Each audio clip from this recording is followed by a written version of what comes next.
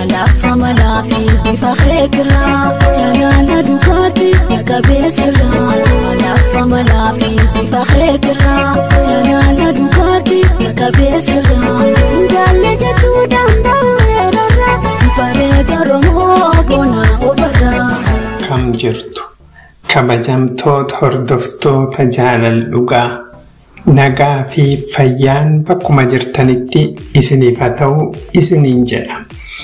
Marree hordoftoota koo akkuma baratamee har'a mata duree baay'ee gaarii tokko wajjin ilaalla.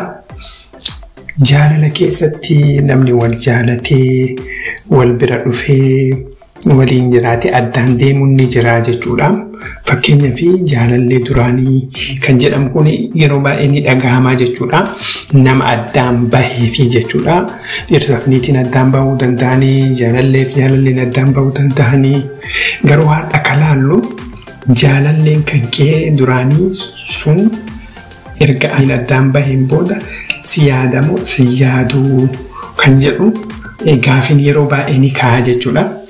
Ammoo jaalalleen kun si yaadu isaa akkamitti beekuu dandeenya, mallattoowwan akkamii mul'isaa kan jedhu fi deebifnaa jechuudha. Mallattoowwan dhiirallee ta'ee dubartiillee ta'ee mallattoowwan mul'isu keessaa guddaan tarii hiriyyaan kan kee kun yeroo si yaade halkan walakkaattis ta'uu danda'a, ganama bariittis ta'uu danda'a, hirriba keessa osoo jirtu ta'uu danda'a. Haaluma inni si yaaduun sa'aatii hin baratamin si bilbilaa jechuudha. Sa'aatii kanaan dura isin waliin hin beeynetti si bilbilaa jechuudha.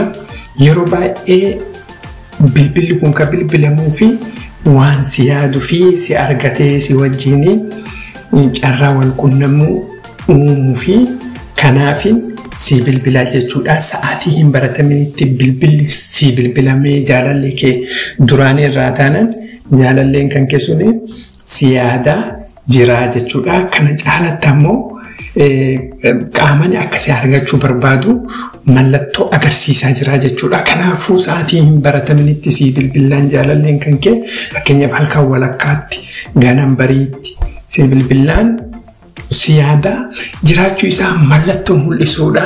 Marree hordoftoota koo qophii har'aa irraa waa hedduu akka baratan abdii guutuun qaba. Viidiyoon kun isinitti tolaan laayikii gochuun dagatinaa. Ammoo namoota chaanalii kanaaf haaraa taatan sabiskiraayib godhaa. Hanga qophii biraatiin wal agarrutti yeroo gaarii.